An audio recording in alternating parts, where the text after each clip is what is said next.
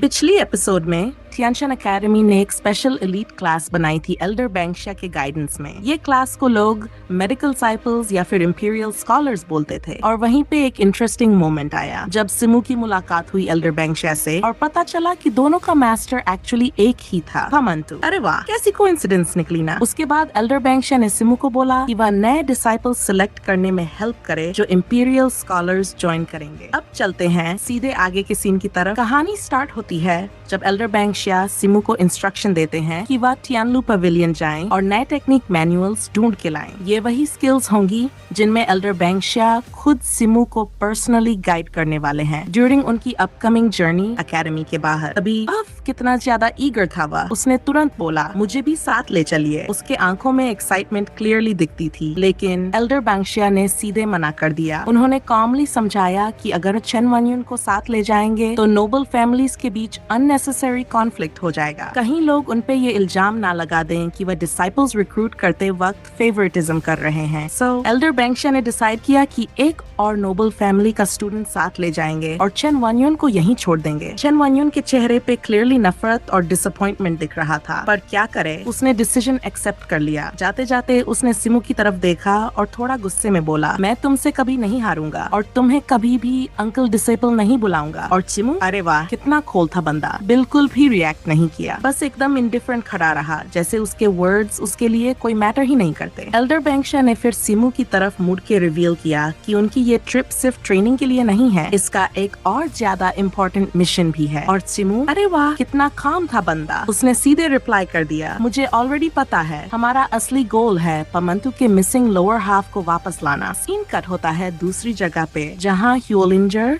बैंक्शा के बीस्ट के साथ आराम से बैठ के शांति से ड्रिंक कर रहा होता है, लेकिन शैडोज में ब्लाइंड अंकल और अंकल टू उन्हें ऑब्जर्व कर रहे होते हैं। उन दोनों का असली मकसद बस ये था कि सिमू की कंडीशन देख ले, पर अंकल टू क्लियरली अनकंफर्टेबल लग रहा था। उसने ब्लाइंड अंकल को तुरंत कह दिया, चलो यहाँ से निकलते हैं। उसके चेहरे पे दिख रहा था कि उसे ये जगह बिल्कुल पसंद नहीं है और असली वजह भी जल्दी क्लियर हो गई। अंकल टू बिल्कुल फेस नहीं करना चाहता था अपने पुराने डिसाइपल एल्डर बैंक्शा को। उसके लिए बैंक्शा एकदम अनबेरेबल ट्रबल था। फिर भी एक पॉइंट पर अंकल टू मान लेता है कि अब सिमू ने खुद डिसाइड कर लिया है डासू टेरिटरी छोड़ के अपना रास्ता चलने का, तो अब उनका इंटरफियर करना सही नहीं होगा। वापस सिमू के पास वह केयरफुली टेक्निक सिलेक्ट कर रहा होता है जो वह कल की जर्नी में साथ ले जाएगा। उसी वक्त एल्डर बैंक्शा जाके मिलते हैं सेकंड प्रिंस से और उनसे एक डिसाइपल का रिकमेंडेशन मांगते हैं जो नोबल फैमिली से हो। सेकंड प्रिंस ये सुनकर तुरंत एक स्कीम प्लान कर लेता है। उसके दिमाग में यह एक गोल्डन चांस था क्राउन प्रिंस पर प्रेशर डालने का, एक नया राइवल इंट्रोड्यूस करके जो क्राउन प्रिंस के एम्पायर इनहेरिट करने के पाथ को रोक सके। और क्योंकि उसे एल्डर बैंक्शा की एबिलिटीज पे पूरा ट्रस्ट था, इसलिए उसने रिकमेंड कर दिया अपने ही यंगर ब्रदर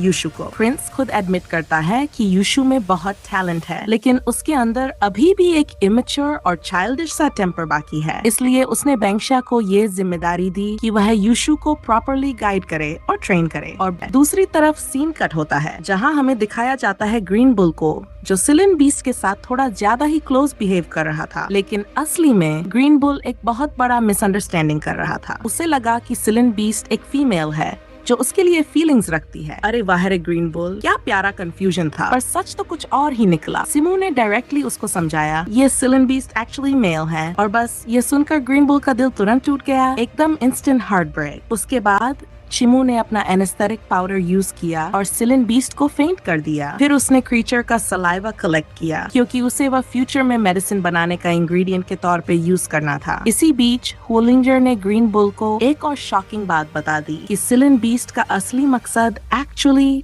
तुम्हें खाना था। और बस ये सुनकर ग्रीन बुल के तो होश उड़ गए। वह तुरंत एकदम पैनिक मोड में भाग गया, सीधे डर के मारे। वापस पैलेस साइड पे सेकंड प्रिंस अपने यंगर ब्रदर यूशु को खुशखबरी देता है, तुम्हें एल्डर बैंक्शा का डिसाइपल बनने के लिए चूज किया गया है। अरे गाइस, यूशु तो इतना ज्यादा हैप्पी हो गया था सुनकर, जैसे उसके सपने पूरे हो गए हो। लेकिन सेकंड प्रिंस का असली मोटिव हिडन था। उसने यूशु को इसलिए भेजा ताकि उसे चिमू से दूर रखा जा सके, क्योंकि अब यूशु एकेडमी छोड़कर एल्डर बैंक्शा के साथ निकलने वाला था। तो जैसे ही यूशु और सेकंड प्रिंस एल्डर बैंक्शा से मिले, एल्डर बैंक्शा ने बताया कि अभी वह लोग डिपार्चर के लिए वेट कर रहे हैं, क्योंकि कुछ और लोग अभी आ रहे थे। थोड़ी ही देर में सिमू और ग्रीन रेजिंग बुल उनके साथ ज्वाइन हो गए। अरे वाह, यूशु की खुशी का क्या कहना, क्योंकि सिमू भी उनके साथ है। लेकिन सेकंड प्रिंस का चेहरा, अरे टोटल डिसअपॉइंटमेंट। उसको सिमू का ग्रुप में होना बिल्कुल पसंद नहीं आया और सिमू ने भी नोटिस किया कि सेकंड प्रिंस उसको गुस्से से घूर रहा है। क्या सीन है, क्या दिमाग चल रहा होगा उसके अंदर। सेकंड प्रिंस ने एल्डर बैंशा से परमिशन मांगी कि वह भी ग्रुप में आ जाए ताकि वह पर्सनली यूशु पे नजर रख सके, लेकिन एल्डर बैंशा ने पोलाइटली मना कर दिया, समझाते हुए कि सेकंड प्रिंस अब 6 डायरेक्शंस रैंप के रेल्म में पहुंच चुका है और एल्डर बैंशा बस उन डिसिपल्स को गाइड करना चाहते हैं जो अभी लोअर लेवल्स में हैं, जैसे 5 एलिमेंट्स रेल्म। और बस ऑफिशियली उनकी जर्नी स्टार्ट हो गई। रोड पे एल्डर बैंशा उनको याद दिलाते हैं कि डेस्टिनेशन काफी डेंजरस है, तो हमेशा अलर्ट रहना। ट्रेनिंग सेशंस के दौरान यूशु अपनी थंडर टेक्निक सीखने लगता है जो उसने पेविलियन से पहले ऑब्टेन की थी, और सिमू के 3 चोजन टेक्निक्स ने एल्डर बैंशा को शॉक कर दिया क्योंकि ये टेक्निक्स काफी अनयूजुअल और रेयरली स्टडी की जाती हैं। जर्नी काफी लंबी थी और थोड़ी देर बाद वह लोग रेस्ट करने रुकते हैं। इस ब्रेक के टाइम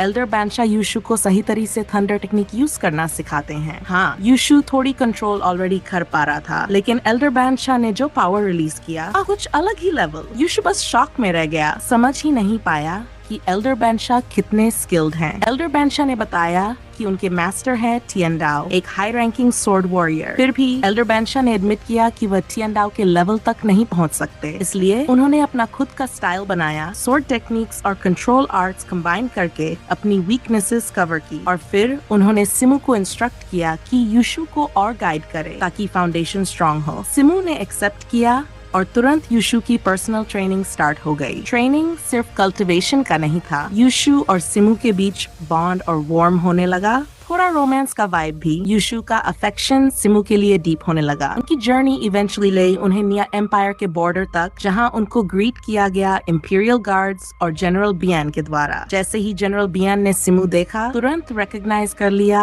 और रिस्पेक्टफुली सल्यूट किया। सिमू बस सरप्राइज, वेट, यहाँ भी लोग मुझे जानते हैं। जनरल बियान ने एक्सप्लेन किया कि सिमू ने पहले उनके सोल्जर्स को बचाया था जब बारबेरियन से पॉइजन हो गया था। उस एंटीडोट रेसिपी ने काफी जान बचाई थी और जनरल बायन अब भी इंडेटेड फील कर रहा था, लेकिन सिमू ने बस स्माइल करके बोला कि ये मेरा ड्यूटी था, ओवरथिंक मत करो। फिर जनरल बायन एल्डर बैंशा से बात करते हैं और पता चलता है कि उनका डेस्टिनेशन है गोल्डन लोलन एम्पायर। अरे यूशु का तो माइंड ब्लोन, क्योंकि गोल्डन लोलन एम्पायर यांका एम्पायर का स्वॉर्न एनिमी है और मेजी मास्टरी में वह टॉप पर हैं और कॉन्फ्लिक्ट्स में ऑलरेडी काउंटलेस डेथ्स हो चुके हैं। जनरल बियान को थोड़ी टेंशन होती है, अगर यूशु या सिमू को कुछ हो गया तो एल्डर बैंशा को सिवियर पनिशमेंट फेस करना पड़ सकता है, हो सकता है फैमिली तक का रिस्क हो। पर एल्डर बैंशा अरे वाह, फुल कॉन्फिडेंट, बोलते हैं जब तक मैं साथ हूँ कोई सिमू या यूशु को हार्म नहीं कर सकता। जनरल बियान को उनका माइंड चेंज करना पॉसिबल नहीं था, तो उसने बस सप्लाईज प्रोवाइड किए और सिमू को एक पाउच गोल्ड कॉइन्स दिया ट्रेड के लिए गोल्डन लोलन एम्पायर में। फिर उनका ग्रुप कंटिन्यू करने के लिए अलाउ हुआ। कैरिज में एल्डर बैंशा के साथ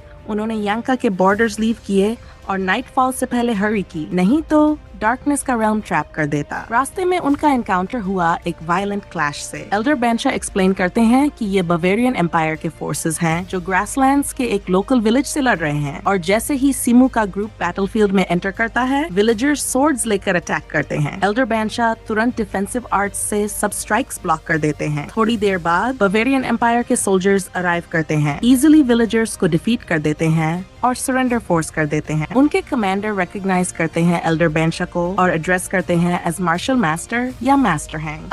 अब सारे सोल्जर्स की आईज सिर्फ एल्डर बैंशा पे फिक्स हो गई। यूशु बस स्टन हो गया, समझ नहीं पा रहा था कि एल्डर बैंशा ग्रासलैंड्स में भी फेमस हैं। लेकिन बावेरियन सोल्जर्स ने कैप्चर्ड विलेजर्स को मर्सिलेसली एग्जीक्यूट कर दिया, उन्हें ट्रेटर्स डिक्लेयर करते हुए। कमांडर ने अपना हेट्रेड डिक्लेयर किया एल्डर बैंशा के लिए और बोला कि वह सिर्फ एक डॉग है, यांका एम्पायर के लिए सर्व करता है। फाइनली उन्होंने डिक्लेयर किया कि वह डार्क मार्शल मास्टर का पावर एल्डर बैंशा से रिक्लेम करेंगे, और उसी मोमेंट एल्डर बैंशा को सडन एम्बुश फेस करना पड़ता है और स्टोरी वहीं पे अब्रप्टली एंड हो गई। तो दोस्तों, यह था आज का धमाकेदार एपिसोड। नेक्स्ट वीक कंटिन्यू करेंगे, और जो इम्पेशेंट है, नेक्स्ट एपिसोड की नॉवल जल्दी ही अवेलेबल होगी। याद रहे यह स्टोरी प्योरली फिक्शनल है, एंटरटेनमेंट के लिए नॉवल से अडेप्ट की गई है। अगर आपको नॉवल की वीडियो जल्दी ही देखनी है तो चैनल का मेंबरशिप ले लो। और हाँ, अगर आपको वीडियो पसंद आया, लाइक और सब्सक्राइब करना बिल्कुल मत भूलना। फिर मिलते हैं नेक्स्ट एपिसोड में।